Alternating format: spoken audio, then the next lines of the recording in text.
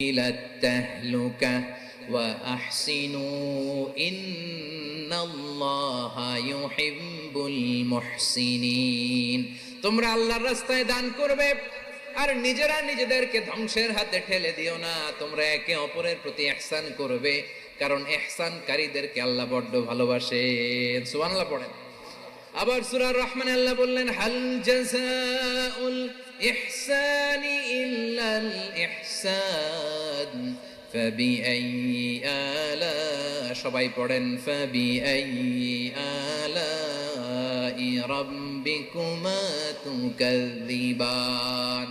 ইহসানের প্রতিদান হিসেবে ইহসানি হয়। বিশ্বনবী সুমামার প্রতি যেমন ইহসান করেছেন, সুমামাও ঠিক তেমন ইহসান ফিরিয়ে দিয়েছে। ঠিক কিনা বলেন?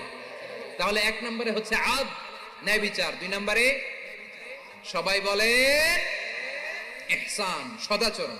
ইহসান দুই ধরনের প্রিয় ভাইরা, ইহসান ফিল ইবাদা, ইহসান ফিল মুআমালা। ইহসান ফিল ইবাদা হচ্ছে একাগ্র অনুভবে ইবাদতে ডুব দেওয়া, এর নাম ইবাদতের ইহসান। সুবহানাল্লাহ পড়ো।